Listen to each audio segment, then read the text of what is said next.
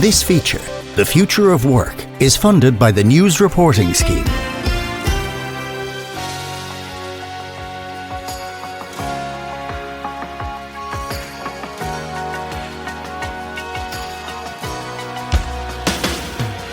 Welcome to this week's episode of The Future of Work on Clare FM. Education and training are essential for people seeking to enter the workforce, particularly at a time of national and global challenges and advancements in technology. The government has set out strategies focused on providing skills development opportunities that are relevant to the needs of learners, society and the economy. Achieving this vision will involve learners, employers and educators, as well as relevant state departments and agencies. The Limerick and Clare Education and Training Board offers programmes for people across the region, including in primary, post-primary and further level education and training.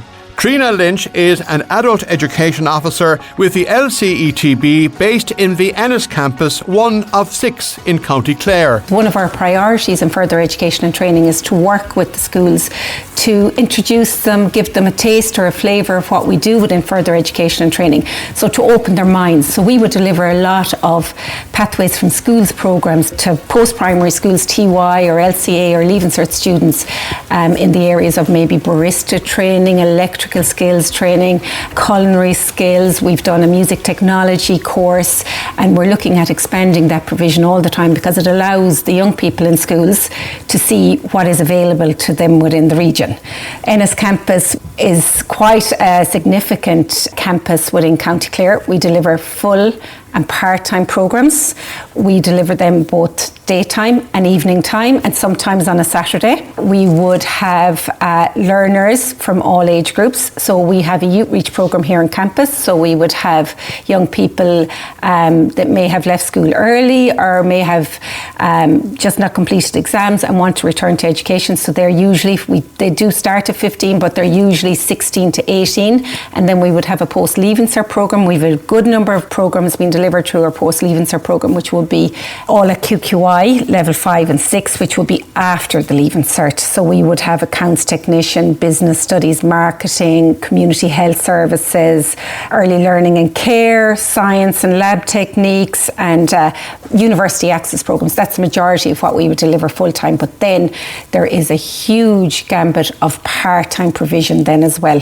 So the part-time provision would be where someone wants to come in and do 1 or 2 modules that might lead them into employment or into further education and training. And then I suppose the third part of what we do here in Ennis Campus is we deliver the apprenticeship and we also deliver traineeship. So the apprenticeship will be where someone is in employment and as part of their training they go to college. So stage 2 of their training for the electrical apprenticeship would happen here in Ennis Campus, but for the hairdressing apprenticeship we would have stage 1, stage 2 and stage 3 here on different days of the week. So their first year, their second year and the third year. And then we also deliver a beauty traineeship where we would work in collaboration with the industry partners in the region and deliver beauty training to those learners. The people coming here then for training or apprenticeships could be any age group?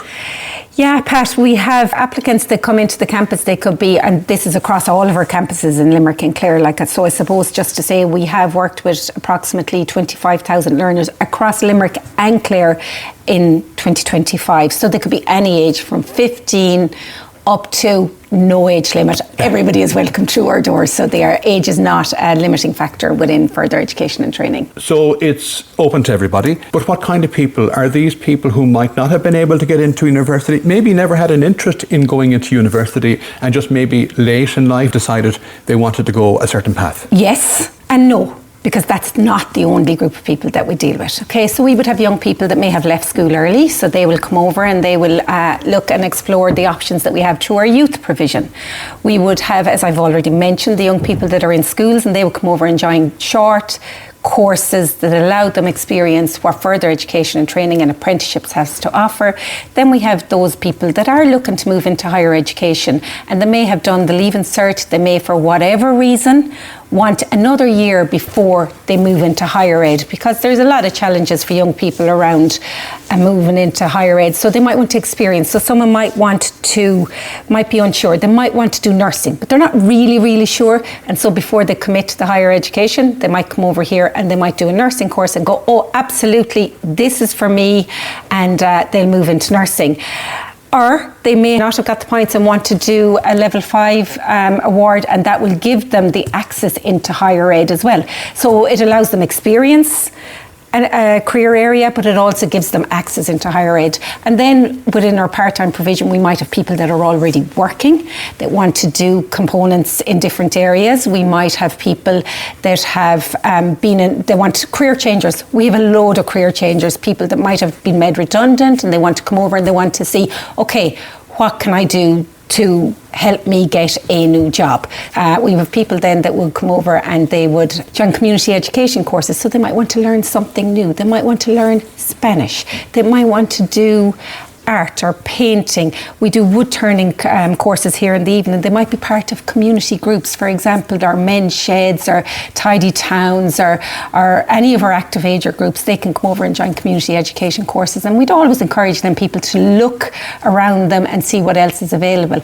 We also have applicants and learners that come in to learn English, so ESOL, English as a second language, and that would have been a huge area of delivery for us over the last number of years, especially in relation to our response for the Ukrainian crisis and all of the other migrant learners that we have within the region. And that has been a huge part of the work that we've done across County Clare, not just in Ennis, but up in North Clare, Lisdoonvarna, Ennistimon, into Kilrush, Kilkee, and so on. So the ESOL space is another very important piece of what we do. We also offer literacy courses. So somebody that might have a literacy difficulty, whether it is reading, writing, speaking, digital literacy, which is a big kind of gap at the moment. And then we do an awful lot with family learning. So we work with families, and we work with the parents or the grandparents and the children, and deliver some courses that kind of promote education within the family unit. And what we find is when people come in, they often don't know the direction that they want to move in. So we're very lucky to have an information, recruitment and guidance service. So sometimes when people come in, they don't really know what they want to do. So we would organise for them to meet with our guidance counsellors, and they can sit down and explore their options, explore their availability, explore where their kind of passion lies or not, and identify areas that will be of interest to them. So when they kind of have that piece done, then all of our courses would have elements of work experience or career preparation, CV preparation, interview skills would all be kind of embedded in the different programs depending on what people decide to do, and then they can move forward. We do have a component, work experience or work practice, that forms part of our major awards, where people can go out into the workplace and experience and make connections, look to the future and see if that's what's for them. But it's a really important part of what we do. And our industry partners within the region are huge as well. So we would often invite our industry partners to come into the campus. So recently we held a healthcare event here in Ennis Campus, where all of the employers were here, and there was information on the courses we had and the jobs that were available to people within the community. We run a similar kind of conference in childcare. It's a kind of an evening conference in childcare where our learners will come in, but practitioners working in the industry, whether it's a school or a creche, or past learners, will stand up and present on what it's like to work in those areas. But it allows people to make the connections so that they can kind of link in and see if that's the space that they want to move into as well. So which is really important. And that's just two areas, healthcare and childcare, but that's across multiple disciplines. We would be very active within the region with other stakeholders as well, community groups, but the employers piece is really important, because that allows us to offer relevant programs that allow people to move into employment and gain sustainable employment. And I suppose that's the important piece, the sustainability of the employment, because there's no point in doing a course that you're not going to get anything out of. People's time is precious.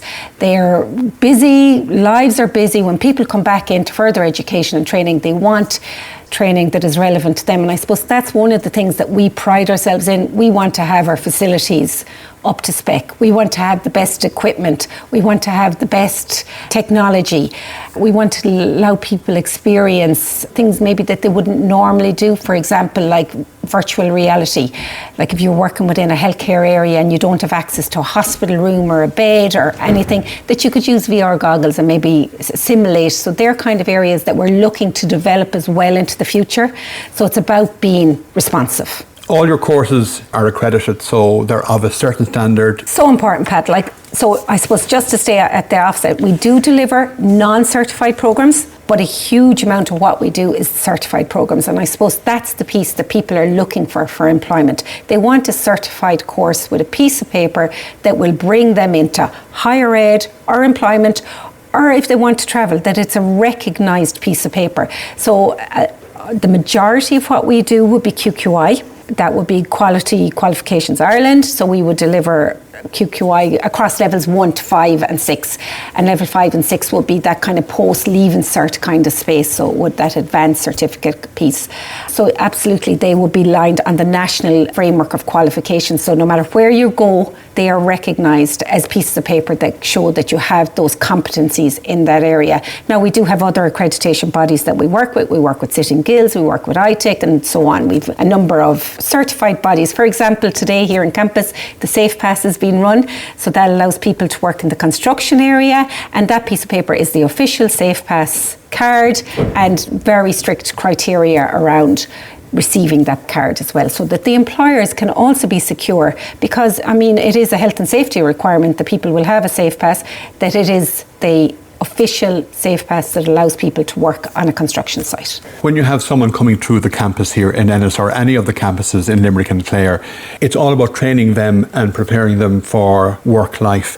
Is it easy or difficult to ascertain how successful people have been when they leave here? They're well prepared. It's up to them after that? Yeah, it is up to them, and we do try to link in with people afterwards to see where their progression pathway has brought them, and you'd be shocked, Pat, like the relationships that are built up between learners and staff on the ground over a period of time, whether it's a short period or a long period. And often people will do a component and they might have a part-time job and they'll come back and do a second component. So we would always invite learners to come back and speak at events. But while people are on course, we ask them to, within a year, whether they've left the course or are on the course, we ask them to fill a learner survey as well. It is really, really important to us. And we'll ask them about their experience in here and how it worked and potentially where they've gone to, because that is the ultimate goal, is to support people into their futures, whatever that may be. There is so much on offer here in the Ennis campus, Triona. How do people get in here? Is there a process for all of that? Yeah, there is a process for all of that, I suppose. But one of the things I will say, we run open days, okay? So we had our open day in March, but we'll have an open morning in May. And all of our campuses in Clare, whether it's Ennistimon, Milltown, Scariff, will have an open morning. And we're very much around inviting people in. One other thing that I wanted to mention here in Ennis campus, and that is that we are also working in collaboration with TUS, our higher education colleagues, and we're offering 2 degree programs through Ennis campus. So we have the Bachelor of Business, where you come to Ennis campus and you do your first year here in Ennis campus, and then you progress into your second year in TUS in Limerick. We are introducing the mental health nursing, and we will have a number of places available, and they will come to Ennis and they will do their first year of nursing, mental health nursing here in Ennis, and then they will progress onto their second year in Athlone, which is a really good opportunity for people in the region, so they don't have to travel straight away if they're deciding on a degree, and it allows them to see if this is the right process for them. So the College of FET is delivering tertiary programs in collaboration with all of our higher education authorities across the region. So that's a really good opportunity, and it's really good progress for the Further Education and Training Division as well. Another area that might be of interest to your listeners is that of recognition of prior learning. So what we find is we would have an amount of people that will come into any of our campuses and say, I've worked in healthcare for the last 10 years, but I've no piece of paper, and I'm going moving to Limerick. And when I leave this job, I've no piece of paper. They won't hire me because you need a piece of paper, but I've all this and I don't have time for a course, but they have huge amount of experience. So they would come in, meet one of our recognition of prior learning colleagues, and we do a little bit of an assessment and a conversation to see where they're at, and then they can prepare a portfolio of evidence that meets all the learning outcomes that would be on a course. And once it's all met, it goes through the whole process of assessment, and then it goes through our external authentication, which is all part of our quality assured process, and they can actually get their certificate out of that. So it's not just in the healthcare area, it's in loads of different vocational areas. So which is really, really, really positive as well for people that have had previous employment and want to recognise their skills in a certain area. The apprenticeship is another fantastic area of people. If your listeners are interested in finding out more, we deliver the hairdressing apprenticeship. We have our Centre of Excellence in Shannon for around aviation. So we have electrical apprenticeship, aircraft maintenance, refrigeration and F-gas. And it really gives people an opportunity to move into employment and be paid and learn at the same time. So really good opportunities within further education and training. That was Tríona Lynch, an adult education officer with the Limerick and Clare Education and Training Board based in the Ennis Campus. We'll be back next week with another episode of The Future of Work. This feature, The Future of Work, is funded by the News Reporting Scheme.